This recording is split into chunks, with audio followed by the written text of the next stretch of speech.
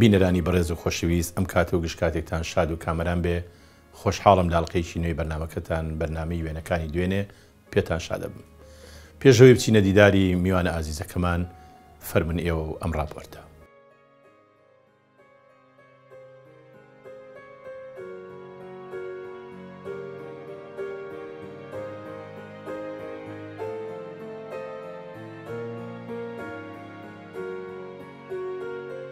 میوانی ئەمجاری بەرنامەکەمان لە خێزانێکە کە لە خوێندن و فێربوون زیاتر لە ئاراستەکردنێکی دروست بۆ ژیان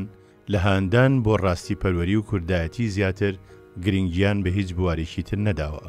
بنەماڵەی میوانەکەمان بە بنەچە خەڵکی تاڵشی دۆڵابیە لە ڕۆژهەڵاتی کوردستان.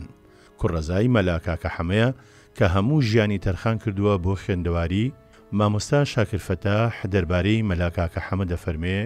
بە ژیانی خۆی شۆڕشێکی لە کۆڕی خوێندەواریدا نایەوە، دێبەدێگەڕاوە تا خەڵکی لە دەردی نەخوێنەواری ڕزگار بکە. میوانەکەمان کوڕی مامۆستا جەلالی مەلا کاکە حەمەی حاجی سەیفوڵڵایە کە زیاتر لە 20 ساڵ بەڕێوەبەری قوتابخانەی فەیسەڵیەی سلێمانی بووە. مامۆستا مەلا جەلالی باوکی لە کۆش و خەبات بۆ خوێندن هیچی لە مەلا کاکە حەمەی باوکی کەمتر نەبووە. مامۆستا بەختیار جەلال مەحەممەد سەیفوڵڵا کوڕی مەلیحەخانی حاجی ئەحمەی حاجمینی کاکە حەمەی ئەلیاسە قۆجەیە کە ئەمانیش بە بنەچە خەڵکی قەلاسوالانن.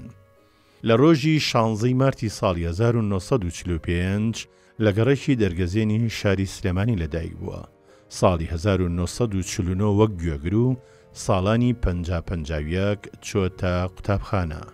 ساڵی 1965 بەشی فیزیای لە کۆلێژی پەروەردەی زانکۆی بەغدا تەواو کردووە. ڕۆژی 11 ساڵی 1965 بووەتە مامۆستای ناوەندی و ئامادەیی. ساڵی 1972 بووەتە سەرپەرشتیاری تاقیگەکانی بەڕێوەبەرێتی گشتی پەروەردەی سلێمانی و ساڵی 1992 لەگەڵ دامەزانەوەی زانکۆی سلێمانی گواستراوەتەوە بۆ ئەوێ بۆ بواری تاقیگەکان. ڕۆژی 6 دوانزەی ساڵی 1975 لەگەڵ خاتوو سنەوبەر مەحەممەد نەجیب زەماوەندەکا و دەبنە خاوەنی دوو کچ بە ناوەکانی دالیا و کەنار و کوڕێکیش بە ناوی دەروون. لە مانگی 2009 خانەنشینە خاوەنی ئەلبومێکە بە ناوی مەکتەبی فەیسەلیە. ئێستا مامۆستا بەختیار پارێزەر و کۆکەرەوەی هەموو ئەو ئەرشیف و وێنانەیە کە لە مەلا کاکە حەمەی باپیری و مامۆستا مەلا جەلالی باوکیەوە بەجێماون.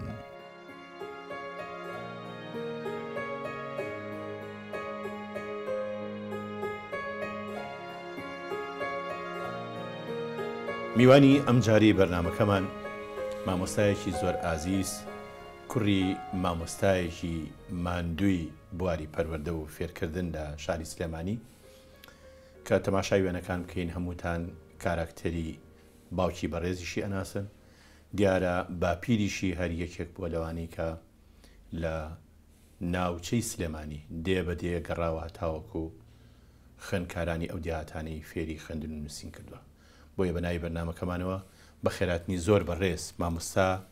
بەختیار جەلال کوڕی مەلا کاکە حەمەی حاجی سەیفوڵڵا بەخێر بێخۆ. زۆر سوپاستانەکەم. ئێمەش بەخێر هاتنی بەڕێستانەکەین لەگەڵ ئەم ستافە خۆبەخشەی کە ئەرک و ماندووە بن لەگەڵ بۆ دەرکێنانی ئەم بەرنامەیە. زۆر سوپاس دەکەم. مامۆستا سیفەتێک هەیە لە جەنابتا ئەویش ئەوەیە کە خۆت مامۆستا، باوکێ مامۆستا، باپیری شەهر مامۆستا. ئەمەیە بزانم ئێوە لە ئەسڵا خەڵکی کوێن؟ ئێمە لە ئەسڵا باپیرە گەورەم کە ئەڵێ حاجی حەبیبوڵڵای میرمەلیک لە تاڵشی دۆڵابی هاتوون لە دێک نزیک سنەیە. ئەمە لەوێ طبعاً سەرۆک عەشرەت بووە. شەڕ و شۆڕێکی زۆریان بووە لەگەڵ لەسەر داواکتری یعنی با بڵێن سربەخۆی خۆیان و کەوا هینکەن. لەم شەڕ و شۆڕە دوایی ئەمان شکاون هەڵاتون بۆ سابڵاغ. هاتوونەتە سابڵاغ. لە سابڵاغ طبعاً حەبیبڵڵا ئەچێ بۆ حەج. حاجی حەبیبڵڵا کە ئەچێ بۆ حەج لەوێ وەفا دەکا. کۆچی دوایی کردو. حاجی سەیفوڵڵا ئەمێنێتەوە طبعا ئەوسا حاجی نەبووە بڵێن سەیفوڵڵا لەگەڵ مەلاکە کە حاجی سەیفوڵڵا یێتە سلێمانی لەگەڵ عەفوو حەبیبوڵڵا حەبیبوڵڵا چووە بۆ هین عەفوەن لە پێشە حاجی سەیفوڵڵا کێت ئەچێتە لە سابلاغ ئەو باوکی حەبیبوڵڵا چووە بۆ حەجوینکە سەیفوڵڵایەتە بۆ سلێمانی ناچێتەوە بۆ تاڵش و با بڵێن یەت لەوێ ئەچێتە لای مفتی چاو مار مفتی چاو مار بەڵێ لە سلێمانی بووە لە ساڵی 1985 حاج ئەم سەیفوڵڵایەکەیەتە ئەوێت طبعا ئەچێتە لای مفتی چاومار خۆشی پارێکی باشی پێبێ ئەکەوێتە تیجارەت حتا لە خانی حاجە ئاغا بۆ ئەوڵا حاجە ئەوڵا لە سلێمانی دەزەکا بە کەسابەت و لە گەڕەکی دەرگەزێندا ئەنیشێ لە نزیک ماڵی مفتی چاومار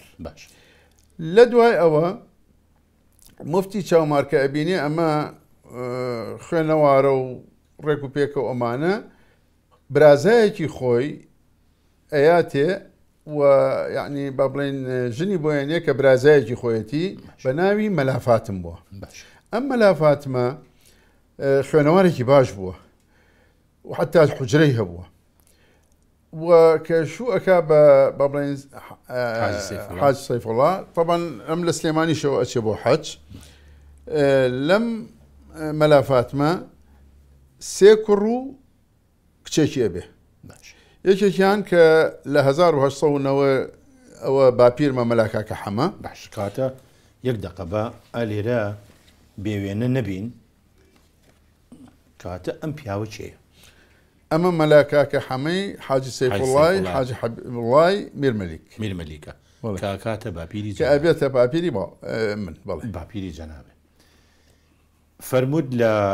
مەلافاتمە حاج سەیفوڵڵا سێ مناڵی بووە سێ کوڕ و کچێ بڵێ ئەم مەلاکاکە حەمەیە ئەمەیەکیان مەلاکاکە حەمەیە ئەویکە دوێمیان مەلانووریە ئەوە وفاتی کردووە بەداخەوە هیچ وێنەیم نییە باشە بووە سێهەمیان وەستاحمە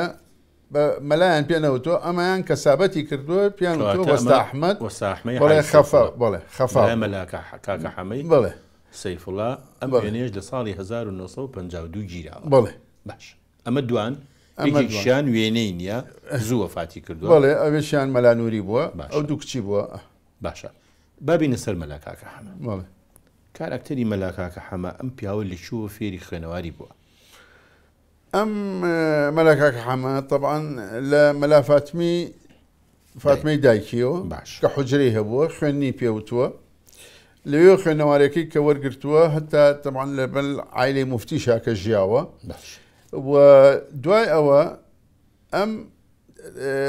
عایلەی مفتیە کاتە خاڵوانی مەلاکاکە ئەبێتە خاڵوانیان ئەبێ بە خاڵوانیان حاجی با بڵێن ئەنجا ئەوەی باوکی مەلافات حاجی مەلافاتمە مفتی چاوهاریان پێوتووە طبعا کە برای مفتی چاومار بووە باشە ئەو لەوێەوە طبعا هێنە با بڵێن لەگەڵ عایلەکە ئیتر ئەمە خوێنەواری ئەخات و لەگەڵیشیا کەسابەتی کردووە لە دوایە طبعا مەلاکاکە حەمە ئەبێت بە هین دوای لە ساڵی 1930 هین عفو لە تەمەنی 13 ساڵە لە 1902 باوکی وەفات دەکا کە باوکی وەفات دەکا خوێنەوارێکەی طبعا هەر بە بەردەوامی لەگەڵ ئەخوێنێت و کاسبی ژەکات کەسابەتەکانی باوشی کە لەو خانە باوکی دوکانی هەبووە هەر کەسابەتی کردووە لە دوای ئەوەش ئیتر دایکی ژنی بۆ هێنێ ژنەکەی کە هێنێ حەلاوەی کەریمەفەنی حاجە عەزیزی قازانقایەوە کە خوشکی ئەکاتە خوشکی مستەفا مەزهەر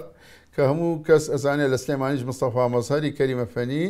بەڕێوەبەری پەروەردە بووە یەکێکە لەوانی کە زۆر ڕۆڵی هەبووە لە ڕۆڵی هەبووە لە بەڵێ لە جانی پاچ کاک مامۆستا بەختیار ئەم وێنەیە ساڵی 1920 گیراوە شەو چەنەمانە ئەمە لێرە ڕسمی یەکەمیان یەکەم لە لای دەستی منەوە بەڵێ ئەوە ئەو ڕەحماناغا حەمەی ڕەحمان حەمەی ئەو ڕەحماناغا حەمەی ئەو ڕەحماناغا ئەوە ناسراوەکە لە سلێمانیات دووهەمیان شێ عەبدولقادری گول لە نەبڕیان پێوتووە باشە وە سێهەمیشیان باپیرمە مەلاکاکە حەمەی حاجی سەیفوڵڵا ئەو کاتە لە 1920 ئەم قازی بووە لە سەنگاو لە قەراقیش لە سەنگاو قەراق قازی بووە بەڵێ لای شێخ عەبدولقادری گول لە نەبڕ ئەو وەختە شێخ عەبدولقادری قایمقامی ئەوێ بووە هین منتەقەی سەنگاو منتەقەی سەنگاو قەراق بڵێ باشە مامۆستا بەخێر وە زیادبەی دەوام ئیشەکانیشی هەمووی بە باپیرم کردو باشە ئەم وێنێش پێ ئەچی هە ساڵی 1920 پێچێ هی زمانی قازێتیەکەی بوو ئەو شاری زمانی قازێتەکەیە جەنابی باوکێ لە ڕاوەستاوەکان لای دەستی ڕاستەوە یەکەم نادووەمە باوکم سێهەمە نەخێر باپیرم عفو باپیری دووەمە باوپیرم بەڵێ دووەمە مەلاکاکە حەمەیە ئەوش مامۆستاچەلالەکە دوایی بە دوور و درێژی دێنە سەر ئەو بڵێ کاراکتەرش کە مامۆستا جەلالە بەڕاستی ئەویش تاریخێکی جوانی هەیە ئەویش لە فێرکردنە و لە تربیە بۆیە بە درێژی ئەبێ باسی بکەین ئەم وێنەیەش وێنەیەکی خێزانی زۆر جوانە ئەمە لە کاتێکە کە مەلاکاکە حەمە هات بۆ سەردانمان لە ساڵی 1952 لە گەڕەکی دەرگەزێن لە ماڵی خۆمان گیراوە ئەوانەی کەش لە ڕسمەکان لە ڕاستەوە ئەمە یەکەمیان ئەمە بەهەیە کچی ئەوەی مناڵەکەی ئەوش سربەستی کوڕێتی ئەکاتە چی تۆ ئەوژنە ئەوە ئەبێ بە پورم خوشی باوکمە باشە خوشی باوکمە کچی مەلاکاکە حەمەیە دووەم ئەمە دووەم دایکمە مەلیحەی ئەحمەی حاجەمینی کاکە حەمە کە بە ئەلیاسە قوچەش مەشهورن با بڵێن خێڵی شاعیر فایق بێکەس بالضبط ئەبێ بە مامی بێکەس باشە مامۆستا ئەفەندەکەش جەنابی ئەوەش باوکمە باشە ئەوی تەنیشتیشی نەوزادی برامە بەڵێ ئەوەی مەلاکاکە حەمە خۆیەتی باشە ئەوەی لە پشتی شەوەستاوە خوشتی مەلاکاکە حەمەیە بەڵام بەداخەوە ڕسمەکە زۆر دەرنەچوە مەلا ئامینەیە ڕۆژی سی 52 ئەمێنەیەکی بڵێ ئەوە لە گەڕێکی دەرگەزیان کە سەردانی کردین من ئەمێ باسی ئەوە بکەن کە تۆ فەرمی سەردانی کردوین مەلاکاکە حەمەلی کوێ ژیاوە جەنابەوە فەرمی وەڵا مەلاکاکە حەمە لە ساڵی 1925ەوە سلەیمانی بەجێهێشت باش چووە تەمان دوای ئەوەی کە 1920 قازی بووە تەمان لە قەراق و سەنگاو ئەمانە بەڵام کە حکوومەتی شێ مەحموو تێکچوو لە ساڵی 1923 ئەم کە تێگەیشت هۆی تێکچوون و هیچ هۆی نەمانی ئەم حکوومەتە زیاتر نەخێنەواری 1924 لەم ساڵا طبعا ئەم بڕیاریە وتی قەومەکەم کورد بەبێ ئەوەی یەکە گەورەترین نەخۆشی کە هەیەی نەخێنەواریە لەبەر ئەوە پێویستی پێشتریش عفو لە 1940 مەلاکاکە حەمە لەسەر دەستی مەلا بەهادین لە کۆیە ئیجازەی مەلایەتی وەرگرتووە مەلایەتی باشە 1940 بەڵێ اینجا ئەوسا طبعا کە بیرەکاتەوە طبعا کە ئەو مەلا بۆ کە بووە بە قازیش طبعا لە بیستا لە لای ئەمانە اینجا لە 1925 بڕیارەیە ئەڵێ خۆی یەکێ لە دواکەوتنی بەڵێ قەومی کورد نەخوێنەواریە بڕیارەیە کەوا ئەو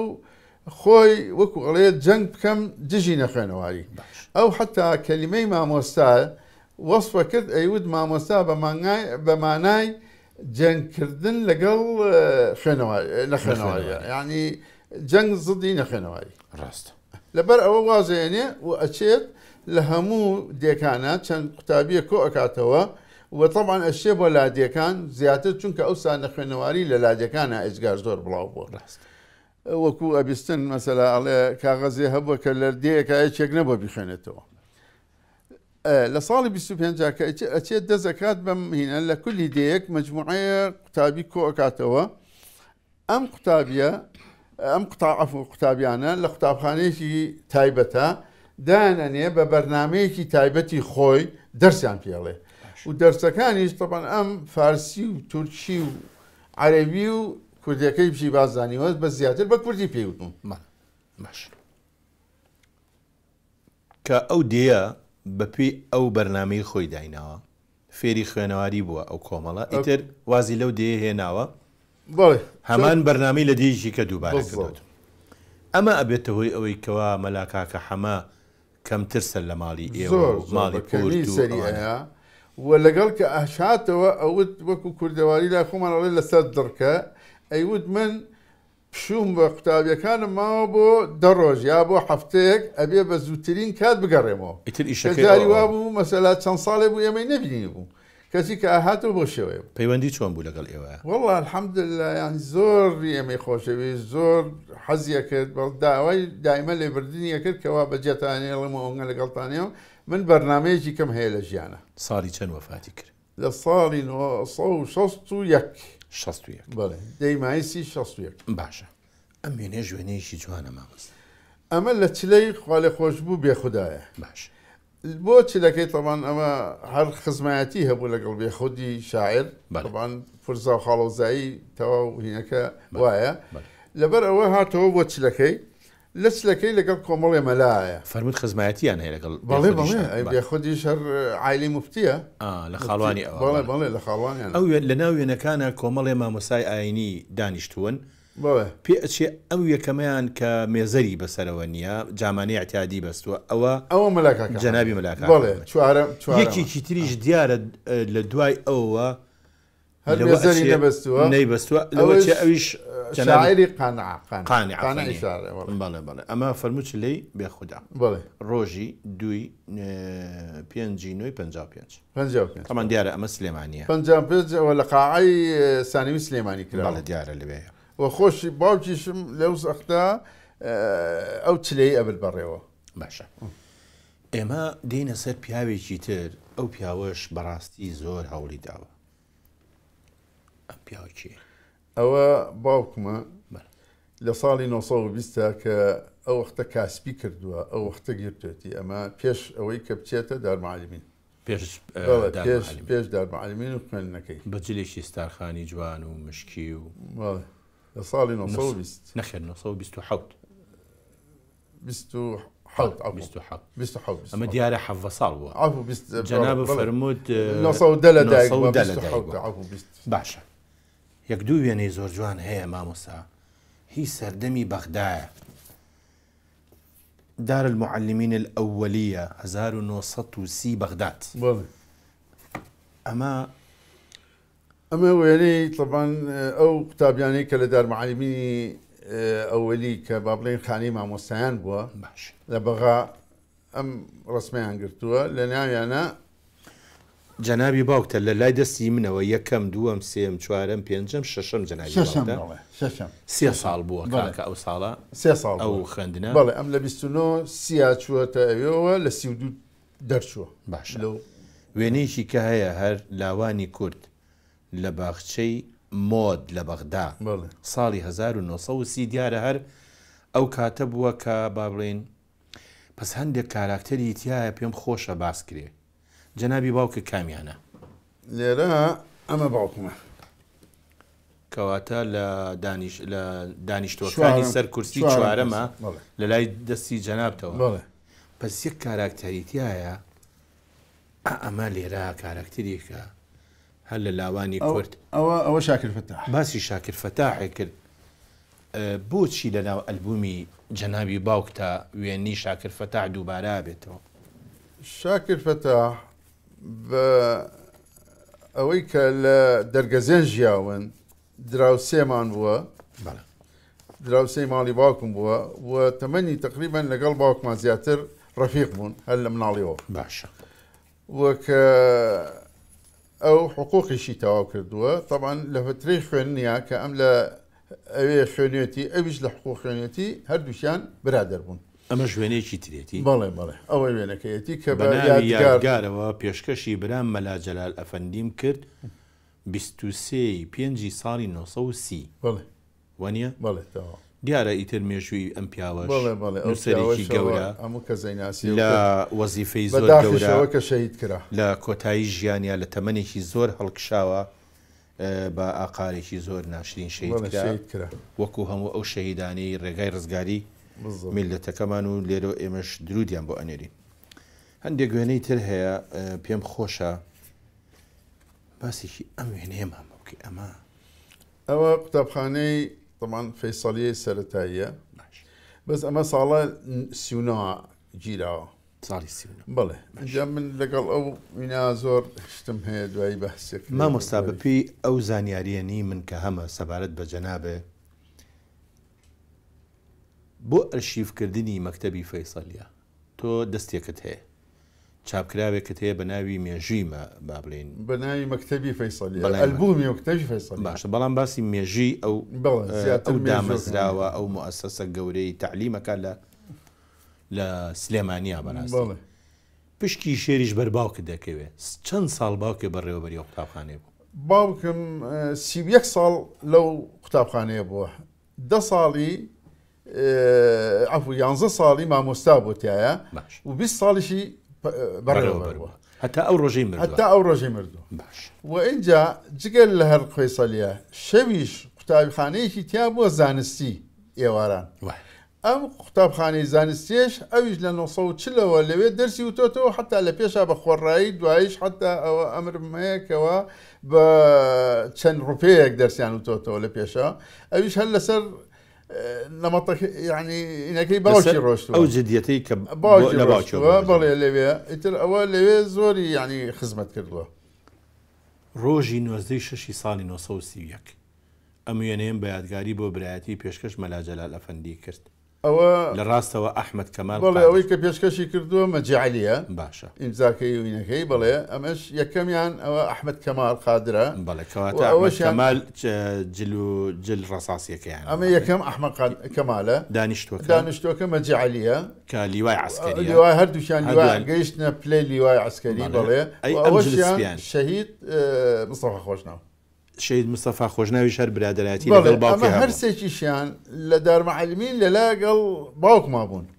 دوایی ئەمە بە دەورە چوونە هینی عسکەری ئەنی لە پێشە هاوڕێی باوکێ هاوڕێ بوون و مامۆستاش بوون بەیەکەوە باشە هەر لە دارمەعەلمین وێنی تری هەیە جەنابی باوکێ بەڵام ئەم وێنێش هەر وێنەی شەید مستەفا خۆش شەید مستەفا ئەوە تا بە دەستی خۆی کە بۆ یادگار لە ساڵی 39 پێشکەش بە باوکمی کرد بەڵامی تر لێرە ئەم جابەتەوە لە باوکێ بۆ بە ئەمان هەرسێکیان ئەو ئەحمەد کەمالیش و مەجعلیش و ئەمیش هەرسێکیان کە مامۆستا بوون ئەوە کاتە داوایان کردووە کە ئەوانەی حەزیان لە عسکەریە بچنە دەورەی عسکەریەوە ئەمانە حەزیان لێ بووە باوکیشم حەزی لە عسکەریەکە نەبووە لە مامۆستایەتێکە ماوەتەوە ساڵی 1939 ئەم وێنەیە کەواتە ئەمە ئەکاتە 8 ساڵ پێشەوەی شەید ببێت وەنیە باش بەڕاستی ئەو وێنانەی قوتابخانەی فەیسەڵێش زۆر جوانن ئەمە ژوێنەیەکی تری هەر فەیسەلیەیە بۆ بینەرانی بەڕێزی بەرنامەکەمان ڕوون کەرەوە مەکتەبی فەیسەلیە ئەکەوێتە کوێی سلێمانی مەکتەبی فەیسەلیە بیناکەی لە جێگەی بینای عەسری بازاری عەسری ئێستاە بازاری عەسری ئێستا بەڵێ باش طبعاً ئەم بینایە ئەوەی کە من لە بیرمە ینی ئەو لەسەری نەک لە بیرمە ببوورە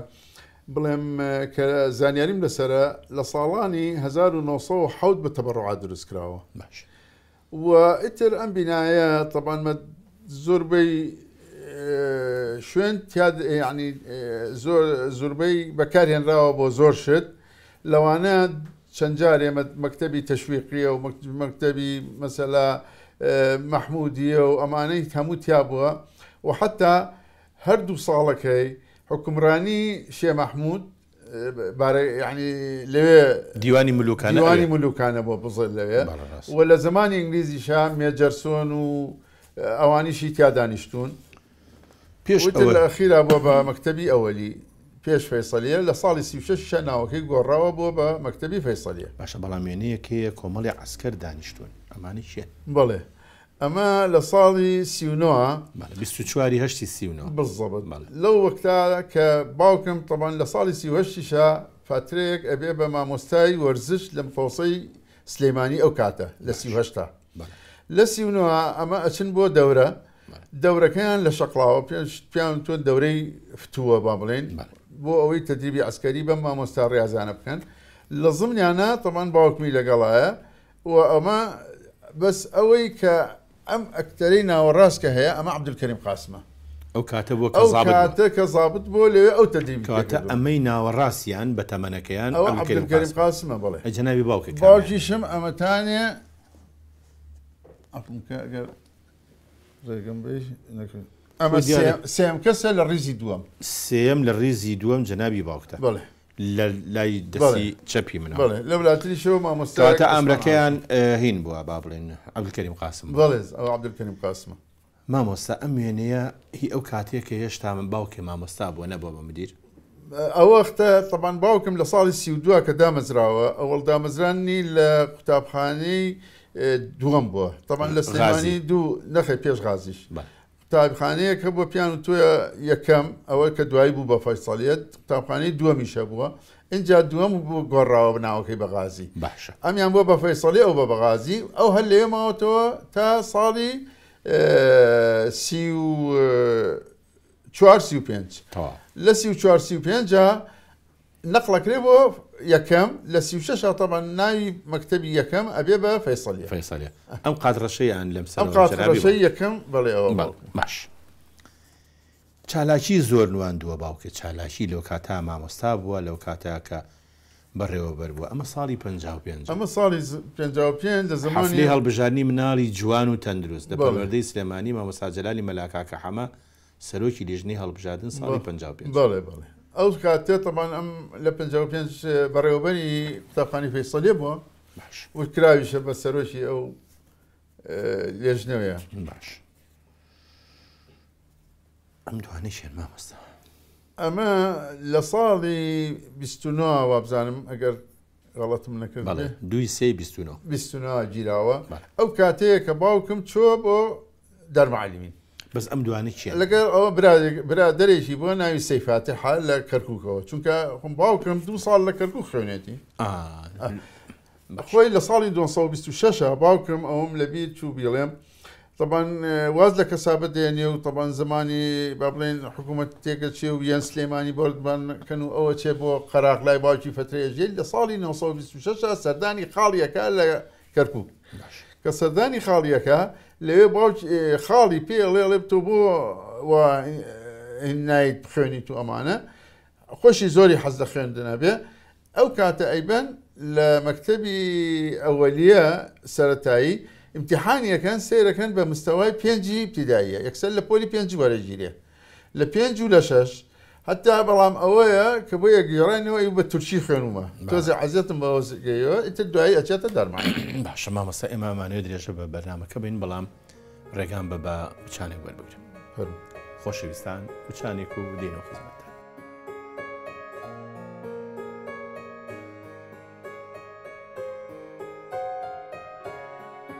مامۆستا پێش وچانەکە هەر بە درێژی لەسەر بەڕەحمەت بێ باوکێ وەستاین بەس مەلیکی عەرشی عێراقی ساڵی 55 سەردانی سلێمانی کردووە ئەمە وێنەی ئەو کاتەیە بڵێ ئەوە لە ناو دەرگای مەکتەبی فەیسەڵیە ئەوە لە پشتی شێوە چاخانەی شەعبە ئەمەی لای دەرگاکەشەوە وەستاوە جەنابی باوکت ئەمە باوکمە کەشافەیەکیش ئەلێرا دیارە ئەو کەشافەیە منم ئەوە جەنابتی بەڵێ خۆمم لە ساڵی 55 من لە سنفی 6 سەرەتایی بوو اینجا ئێمە مەجموعەیە کەشافە بووین ئیستیقبالمان کرد لە ناو دەرگاکە ئەمە شەروێنێکی ئەو ڕۆژەیە ئەمەش هەر بەڵێ ئەوەش کە پێشوازی مەلیک کراوە ئەوەی ناوەڕاست ئەوە مامۆستا عەزیز محەممەد قادرس بەڕێوەبەری بەروەردەی ئەو کاتەیە ئەمە ئەم سەریان یەکەم باوک یەکەم جەنابی باوکتە باسی ئەو هینەمان کرد باسی چالاکیەکانی سەردەمی مەکتەبی فەیسەڵیە ئەمە 52 بڵێ لە 52 وەڵای تر باوکم زۆر چونکە خۆی وەختی خۆی وەرزشی وتۆتەوە و حەزیشی زۆر لە وەرزش بوو زۆر تەشجیعی وەرزشیەکرد لە قوتابخانەکان فەیسەڵیا و زیاتر قوتابخانەی فەیسەڵیە ئەو کاتە زۆر بەناوبانگ بوو بۆ ئەوەی کە لە وەرزشا دایمە پێشکەوتووە باشە مامۆستا ئەم مامۆسایی تەنیشتی چییە؟ ئەم مامۆسایی کە لە تەنیشتی دانیشتون عەبدولواحید ئەحەدە ناوی موسڵاوی بوو ئەمە لە مووسڵەوە هاتبوو مامۆسای وەرزش بەڵام مامۆسایەکی وەرزشی بەتوانا بوو باشە مامۆستا ئەم وێنەیەش زۆر بینراوە کە لە ناو خەڵکە ئەم وێنەیە سەهەر سەردانی جەنابی مەلیکە بەڵێ لە کاتێکە ئەوە لە پۆلی دووی سەرەتاییایە ئەوەی کە گۆران با بڵێن نەشیدەکە ئەڵێ ئەوە بەرزانی ڕەوبەگە بەڵێ خوالی خۆش ئیتر ئەوەی ئەم لاشیان جەنابی ئەوان باوکمە لە ناو دەرگاکەشا ئەوە سعی قەزاز وەزیری لەو بەرەوە بەڵێ وەزیری ناوخۆی ئەو کاتە کە لەگەڵ ئەمە شەروێنێکی جوانە بەڵێ ئەویش کە باوکم و لەگەڵ مامۆستا عەزیز پێشوازی لە مەلیکەکەن بەڵێ وێنەکان بەڕاستی یەک لە یەکی جوانترن بە تایبەتی ئەم وێنەیە ساڵی 56-57 بڵێ ئەمە مامۆستایانی ئەمەش کۆمەڵێ مامۆستاکانی فەیسەلیە بوون لەو کاتە لە ساڵی 56-57 باش وێنەیەکی باوکت هەیە حەزەکەم ئەو وێنەیەش ببیندێ ئەمە یەکێکە لە وێنانی دەریەخا باوکرد لە بواری هونەری نواندنیش کاری کردبێ بەڵێ زۆری حەز لەوانش بوو دایمە یارمەتی زۆریان تەبان ئەمە یەکەم لێرەوە ئەمە باوکمە بەڵێ وای ئەوەی لە پشتیەوە وەستاوە بە پێوە ئەوە ساڵح قەفتانە بەڵێ ڕاست ئەمە ئەو سەر حەمە پاشایە ساڵە سەعیش لە پشتەوەیە ڕاستە بەڕاستی ئەوە وێنەیەکی جوانە فەرموود باوکرد لە ساڵی 66 کۆچی دوای کرد بڵێ ئەمە وێنەی کۆتایی ژیانی نییە ئەمە کە لە کاتی ئاخر ساڵی ژیانی تەمان لە کە لە هین بوو لە قوتابخانەی ئەوسا ناوەکەشی گۆڕابوو بە تەطبیقاتی دارمعلمی دوایی بوو مەکتەبی پێشکەوتن بەڵێ پێشکەوتن لە دواییە بوو بە پێشکەوتن بەڵێ یعنی وەختی جەنابی مەلا جەلال کە وەفاتی کرد مەکتەبی تەطبیقات بوو تەطبیقات ئەوسانە بڵێ تەمان لە گواسترابووشەوە بۆ پارکی دایکی لە 59 بیناکە ڕوخێنرا ئەو تاوانە لە سلێمانی کرا بەڵێ ڕاستە کە بیناکە ڕوخا تەمان ماوەیەک چوون بە کاتی لە بینایی مەڵکەنی دەوامیان کرد و اینجا چوونە ئەو بینایەوە کە سربەخۆبوون ناوەکەشیان گۆڕی بە تەطبیقات مامۆستا بابینە سەر ژیانی تایبەتی جەنابێ ئەمە کێوکێن ئەمانە ئەمە وێنەی ئەم شوێنە کوێیە ئەمە شوێنە ماڵی خۆمانە لە عقاری با بڵێن لە گەڕشی شۆڕش لە ساڵی ئێمە تەمان 57 تا چوینە ئەو خانەوە ئەم وێنەیە لە ساڵی 60 گیراوە ڕاست من ئەو کاتە تەمان لە کولیە ئەم خوێن لە بەغا بەس ئەمە لای ڕاست مەلیحی حاجەمین تەمان حاجە ئەحمەی حاجەمینی کاکە حەمە ئەمە دایکمە ئەو سەریش باوکمە دوانەکەی بە پێشەوە ئەمە بێگەردی خوشکمە ئەوەشیان شاسواری خوشکمە چەند خوشک و بران کەواتە ئێمە سێ کوڕ و کچێکین سێ کوڕ برا گەورەکەم نەوزاد مامۆستا مامۆستا بەختیار منم اینجا شاسوار بێگەرد اینجا شاسوار ینی کاک شاسوار مناڵی ئەخیر بەڵێ مناڵی ئەخیرەوە ماوالیدی 50 باشە مامۆستا ساڵی 35 ژوێنەیەکی زۆر جوان گیراوە پەیوەندی بە ژنانی تایفەکەتانێ بەڵێ ئەمە لە ساڵی 35 لە حەوشەی ماڵی حاجەمینی کاکە حەمە گیراوە ئەمە یەکەمیان ئەمە ڕقەی ڕەفعەتە فەنیە ئەمەیان دایکمە مەلیحی ئەحمەی حاجەمین ئەمە ڕعناخانە ژنی حاجەمینی کاکە حەمە ئەمەی ئەم لاشان دایکی مستەفا مەسەر و ئەم ڕعناخانیشە فاتمەخانی پێڵێن پێشەکیش ئەمەشیان پورمە نەزیرە ئەوەش دکتۆر عەزیز ئێستا عەزیز حاجە ئەحمە ئەوانە هەردووشیان خوشک و برای دایک من باش مامۆستا بینە سەر باسی مناڵی جەنابیشە تۆ لەم لە تەمەنی جەناب مالی چەنی ماوالیدی 45 تۆ لە 7 ساڵیا بووی بە تفەنگچی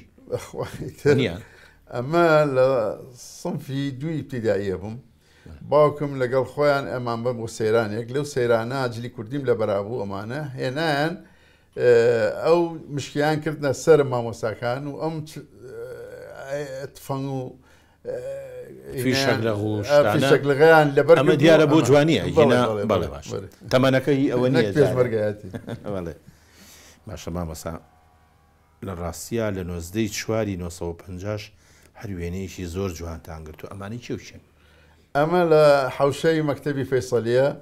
ئەمە یەکەمیان ئەمە تەمان باوکمە لە ناوەڕاستە ئەمە یەکەمیان ئەمە منم ئەوەش نەوزادی برامە پچکۆلەکان جەناب پچکۆلەکان بڵێ فەرمووت شوێنەکە کوێیە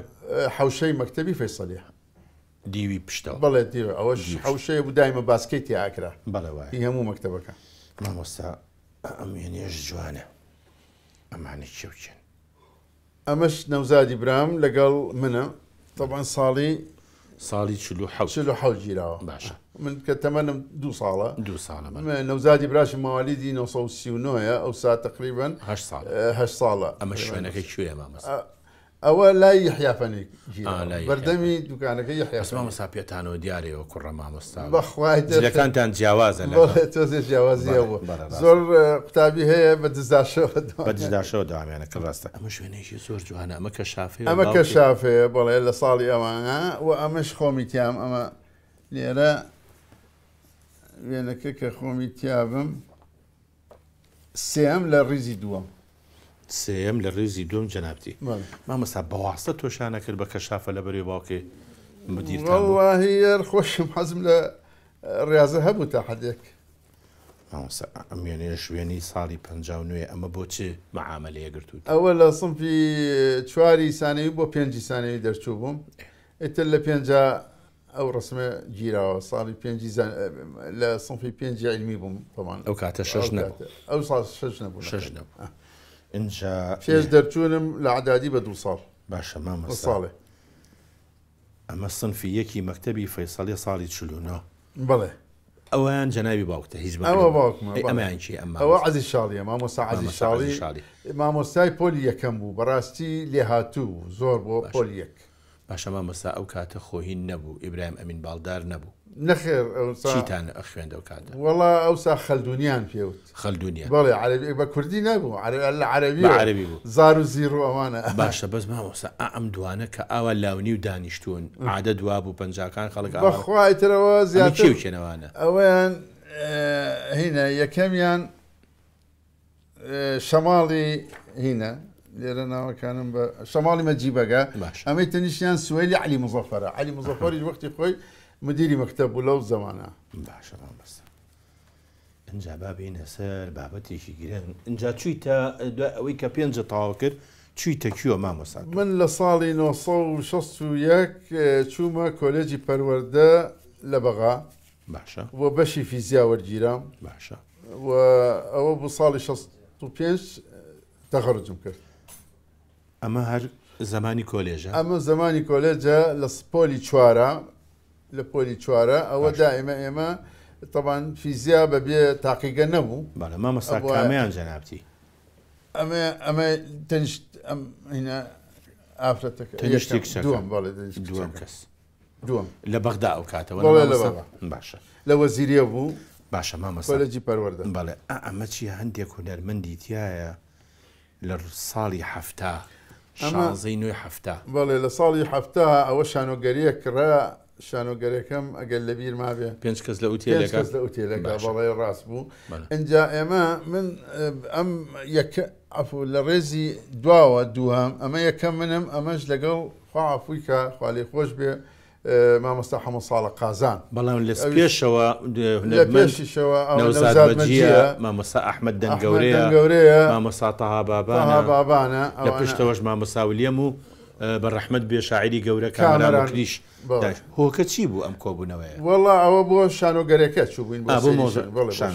لە بەغدا مامۆستا نەخێر لە سلێمانی ئەوە قاعی سانەی سلێمانیە مامۆستا باوکرد لە بەغدا خانووی بۆ گرتەوەیان نەوەڵا من بەشی داخلی بووم لە بەشی ناوخۆ ئەمە ئەو کاتەیە ئەمە ئەو کاتەیە لە بەشی ناوخۆ و لە دار تەلەبە بووین ئەو سا لە با معەزەم بوو باش مامۆستا یەک شت پرسیاری تر ئەو کاتەی تر ئاوا کوڕ و کشتێک کەڵاو بوون لە کاتی کولیا بڵێ ئەوە یەکەم ساڵی یەکترین ناسینە لە ساڵی 60ەکە باشە مامۆستا پرسیارێک خۆ ئێمە ئێستا ئەمە شەری کاتی کولیە ئەو شەر کاتی کولیە ئەو لە پۆلی دووەم باشە ئەم سیارە مۆدیل کۆنە چییە؟ ئەوە ساڵی هەفتا لەگەڵ نەوزادی برامە ئەو سیارەمان کڕی بەڵێ فیاتی هینیان ئیتالیان پێوت دەرگاکانی ئاوا کرایەوە باشەماسام فیاتتان بە چەند کڕی لەگەڵ کارنەوزاد وەڵی وەختی ئەو زمانە بە 750 دینار 750 دینار ئەو کاتە ساڵی هەفتا وەڵی زۆرتان پێی چوون بۆ شەقڵاو و بۆ عەلی بەگو ئەوانە باش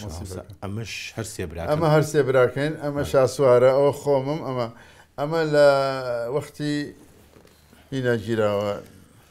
خوا لە یەکتان نەکە مامۆستا زۆر مۆسیڕ بووی لەسەر ئەمێنێ بە ئەمێنەش پیشانی وەڵا ئەو مێنەیە لە ساڵی 52 ئەوەی کە لەگەڵ تفەنگەکەەوە خۆمە ئەوە من هەر بەج لە کوردەکەم بەڵام ئەمە زیاتر ویستم لەسەر پاسەکە کە ئەوسا بەو پاسە ئێمە سەیرانوانەکە پاسی تەختیان پێ پاسی تەختیان پێ باشە مامۆستا پرسیارێکم هەیە زۆر حەزەکەم بۆ پرسیارە لێوکەن لە کولیە هیچ عاشق بووی مەسەلەن حەز لە کچێ بکەی لە کولیە لەگەڵتا واللهی من ئەوەی کە ڕاستی کە لەوێ بیرم لەوە نەکردەوە چونکە من بەڕاستی بۆ خوێنن چوو بووم یعنی بەس فیزیا خۆشەویست بەس فیزیام خۆشەویست و هەوڵیشمە کە دوای ئەوەی دەرسم تەواوی بکەم من بە کەلێوەرەسم وەرگرت لە فیزیا لە ساڵی 65 تا ساڵی 76 ژنم نێنە یعنی 11 ساڵ هەر مامەوە بەس 7 ساڵی مامۆستا بووم لە 72 بووم بە سەرپەرشتیاری پەروەردەی تاقیقەکان من لە بواری تاقیقانە 36 ساڵ کارم کردووە باشە اینجا لەبەرەوە من بۆیە ئەڵێم خولیای خوێنن بووم کە تەواوی کەم لەبەرەوە ئەو شتانی تیان نەبوو تیان نەبوو باشە مامۆستا ئەم ژنە موکلیە بە شەدە و بە پشتێن و ئەمە چیە ئەمە چیە ئەمە سنەوبەری خێزانمە باشە سنەوبەری ئەمە خەڵکی کوێ وام جلانی لەبەرە ئەوەڵ دامەزرانی کە مامۆستا بووە لە سەنگەسەر و یەکەم جار کە قوتابخانەی کچان کراوەتەوە لە سەنگەسەر ئەم کراوە بەڕێوەبەری چونکە بە دەرەجەی باش دەرچووە کراوە بەڕێوەبەرێوە ئەمە شەروێنەیەکی ئەوەش هەر لەگەڵ ئەویان خوشکەکەیەتی ئەمیرە و ئەوەشیان ناوکەی ئەمیرە محەممەد نەجیب سەبری حیافەنیچ حاجی 27 چواری ساڵی ئەوە هەرسێکیان کە ئەوەڵ جار ئەوەڵ تەعینیان لە ئەوەی ناوەڕاستیان ئەوەی ناوەڕاستیش ئەوە سنەوبەرە ئەم پیاوە بەوی قارە لەم حەوشەیە وەستاوە ئەمە کێ ئەمە خەزورمە حاجی حەمەنەجیبی حاجی مەلاغەفووری بڵێ حتا لە قەبەکەشیان یەکشەوە بووە بڵێ عایلە یەکشەوە لە بەرخانەقاوە باشە یەکشەوە هیچ پرسیارێکە نەکردو لە چیۆ هاتووە ئەمە وەڵا یەکشەوە من کە پرسیارم کردووە لە خەزورم وەکو ئەو بۆی باس کردوم ئەوەیە زیاتر لەوەیە کە خاڵی خەزورم حاجی مەلا عەزیز دەوڵەمەندێکی باش بووە حتا پردی قلیاسانی دروست کردووە کە وەفا دەکات مناڵی نییە با بڵێن سەروەتەکەی بۆ ئەمانەمێنێتەوە لەوە پیانتون یەکشەوە ینی کەوتون بەسەر خەزنێ ئەم ژنە خانومانە ئەوەش خەسوومە کافیە سعید کافیەخان تەمان نەماوە هەمیش لەخێر هەردووچیان وفاتیان باشە تۆ بە ڕێی خزمەتیەوە سنۆبەرخانە ناسی نەوەڵڵایتە من کە وەکوتم دوای 11 ساڵ بیرم کردەوە لە 76 کە بڕیارمە ژن بێنم ئەوسا من سەرپەرشتیاری پەروەردە بووم باشە لە مەکتەبەکانە ئاگەڕام لە قوتابخانەی خانزادی کچان ئەم دینی تەمەن براکەی مامۆستا بوو لەگەڵما دکتۆر فازل و برایەکی خوالێ خۆش بوو کاک تەهاش هەر لە تەڵەبەیەتی لە کولیە بە یەکەوە بووین ئیتر چاومان نسیبەکە کەوتە نسیبەکە لێ ئەمە کاتی نیشانە مامۆستا بایی چەنە هەڵتۆنێ بۆ کڕی واللهی ئەو زەمانەوەزام لە دەوری 150 دینارێکە ئەوی معاشەکە چەند ئەو معاشەکەمان 50 دینار بوو بەس ڕوونمان وەرەگرت ڕوونتان وەرەگرت و دوای لە معاشەکاتان ئەمەش هەر جەنابتی لەگەڵ ئەمە شەرەوە سنۆبەرخانە بەڵام ئەوە لە قاهرە گیرەوە ئەوە قاهرێ ئەمەش ئاهەنگەکەتان ئاهەنگەکەمانە باشە مامۆستا ئەم وێنێ ژوێنێکی زۆر جوانە جەنابی خەزورێ پێما بێ لەگە خەسوول لەگەڵ بەڵێ ئەوە لە حەوشەی ماڵی خۆیان ئەمە خەسوومە ئەمە سنەوبەرە ئەمە ئەمیرەیە ئەمە ناسکی خوشکێتی ئەوەش خەزورم حاجی حەمەنەجیب ئەوان حاجی حەمەنەجیبە ئەمە شوێنێکی جوانی جەنابتە ئەمە ساڵی 59 گیراوە ئەوە لە 5 سانەی بووم ئەم ڕسمم گرتووە بە جلی کوردیەوە مامۆستا زۆر ئارەزووی ئەوەت هەیە جلی کوردی لە بەرکەیوە نیە بەخوایتر ئەگەر بگونجێ لە ناسەباتە لە بریەکەم ئەمەیان کرا شاڵی بادینانە بەڵام ئەم وێنەیەیان شاڵی هەورامان بەڵێ بڵێ ئەمە لە نەورۆزی ساڵی 1940 بەعادەتی لە ماڵی ئێوە کولتورەکەی چۆن بووە ینی لە ماڵی مەلا جەلال با بڵین مەلا جەلالی کاکە حەمە هەندێک ماڵ هەیە بە عادەتی پیاوانیان جلی کوردی لەبەرەکەن بەڵام لەوە ناچێ عادەتەن لە ماڵی ئێوە جلی کوردی وەڵا لە ماڵی ئێمە جلی کوردیەکە ئیتر ئێمە لە باوکمەوە کە ئێمە چاومان کردوێتەوە ئەو مامۆستا بووە مامۆستای ئەو وەختش کە ئەفەنیان پێوتون حتا من باوکم زیاتر بە جەلال ئەفەنی ئەفەنیان پێوتراوە ئیتر لەبەرەوە جلی چاکتوان تۆڵیان لەبەر کردووە. باشە مامۆستا ئەمێنەیە چییە؟ ئەمە لە ساڵی ح کە سەرپەرشتیاری با بڵێن بەشی تاقیەکان بووم پیشانگایەکم کردەوە ئەو پیشانگەیە ئەو ئامێرەکانم پیشانەیە لەو کاتا طبعاً ئەمە حەمە ساڵح عەمبەر پارێزگای سلێمانی بوو ئەوە لە پشتیەوە محەممەد پیرۆز بەڕێوەبەری پەروەردەیە ئەمەش محەممەد زیمام طبعاً لە مەسئولی حیزبی بوو ئەوەی کەشیان خۆمم. باشە مامۆستا ئێمە زۆر کاتمان کەم ماوە لەگەڵ جەنابتە هەندێک وێنەیەک زۆر جوان هەیە حەزەکەم ئەم وێنانە ببین لە ڕاستیە ئەمانەی شوێن مامۆستا ئەمە ئەر خێزانەکەمانە طبعاً ئەمە سنەوبەری خێزانمە ئەمە کەناری کچمە ئەمە خۆمم ئەمە کوڕی ئەمە خواافیکە کاکتەهایە ئەبێ بە برای سنەوبەر بەڵێ خاڵی مناڵەکان ئەمە شبان کوڕی دکتۆر فازیلە ئەمەش دەرونی کوڕمە ئەمەش ئەمیرەخان خوشکی سنەوبەر. کەواتە مامۆستا تۆ چەند مناڵت هەیە؟ من سیان دوو کچوو کوڕێ. کامیان یەکەمینە؟ یەکەمەکان دالیایە دالیاخان. بەڵێ ئەمە دالیاخانە؟ ئەمە دالیاخانە بەڵێ. باشە مانش مناڵی ئەوە هەردووشیش مناڵن ئەوەش هاوسەرەکەشی تێبینی شێخ سەبری شێخ مەحموود. بەڵێ ئیشی چییە کاکە تێبین؟ تێبین ئەوش دکتۆرە دکتۆر طبیبە دالیاش هەر دکتۆرە ینی دکتۆرە ئەم اختصاصی دالیا مناڵانە ئەویش اختصاصی قورپوگی و ئەوانەیە هەمدوو قارەمانیشن ئەو دوانش هەردوو با بڵێن کچە زاکە من باش ئەمەیان لاس و ئەویان لاوی عینەک لە چاوەکان عینەک لە چاوەکەیان لاسە ئەمەش لاویە کاکە لاوی ئەوە تەمەنی شەشە ئەویان تەمەنی باش چوارە خوا بیان هێڵێ ئینشەڵڵا ئەمەش هەروێنەیەکی جوانە ئەمەش پێم وابێ هەموویانن مناڵەکان هەرسێکیانن ئیتر ئەوە لە سەیرانێکا گیراوە بڵێ ئەمە خۆمم ئەمە دەرونی کوڕمە ئەمە خێزانەکەیەتی باشە ڕەندۆی بەهمەنی حاجە عەلی کوتەک بەڵێ بەڵێ ئەوە مناڵەکەیان ئەمە ینی کچی کاک بەهمەنە کچی کاک بەهمەن ئەوان نەبوو کە وەفاتی بەڵێ بکە وەفاتی زوو وەفاتی کرد بەڵێ بەڵێ ئەوەش خۆش بوو کاک بەهمەنە ئەوە مناڵەکەی لە باوەشیا ئەوە وەندە کوڕە زامک بەڵێ کوڕی دەروونە باشە ئەوانی کەش ئەوانشی کچەکانتن لەگەڵ بەڵێ دایکە باشە مامۆستا ئەمەیان چییە؟ ئەوەش وەندە ئەوە کوڕە زامە مامۆستا فەرموو ئەمەشان هەر کوڕی کوڕەکەت ئەمە کوڕی دەرونی کوڕمە بەڵێ ناوی وەندە ناوی وەندە وەندیانی چی وتمان؟ وەند لاوچاک لاوچاک باشە مامۆستاجان من پرسیارێکی کەم هەیە لێرە شاهر دەرەکەوێت کە کاکە دەرونیش کەم جلی کوردی لەبەرەکە بەڵێ ئەویش زیاتر لە نەورۆزا بوو کە هەموو جلی ئەمیش هەر ئەفەندیە بەڵێ باشە مامۆستا ئێمە بۆ ئەوەی کەوا ئەمەش هەر ئەوەش لەگەڵ کەناری کچمایە کەنارخانی ئەمە لە تورکیا گیراوە مامۆستا ئەم دوو وێنەیە ماوە بڵێ کامیانێ بۆ بکەین بە دواوێنەی ئەم بەرنامەیە بۆی بەشی کچەکان نەفوتێ ئەمەی کاکە دەرون دانینەوە چکە بۆی کچەکانیشمان لێ حاز نەبن بۆچی بڵێ بەس کوڕەکە ئەمە دانی بە دواوێنەی ئەم بەرنامەیە لێرەوە چی بەستنەوە بەرخانەڵی واللهی ئەوە ئیترەوە لە سەر ئەزمەر گیراوە چی پێ ئەڵێ لێرەوە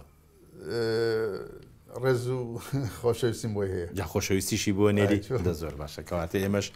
ڕێز و خۆشەویستیمان هەیە بۆ هەمووتان لێرە من بەرنامەکەم کۆتایی دێ داوای لە برنەکەم ئەوەی ئەمێنێتەوە کە من ئەبێ لەگەڵ جەنابیشتا پێش ئەوەی ئێرە بەجێ بێڵم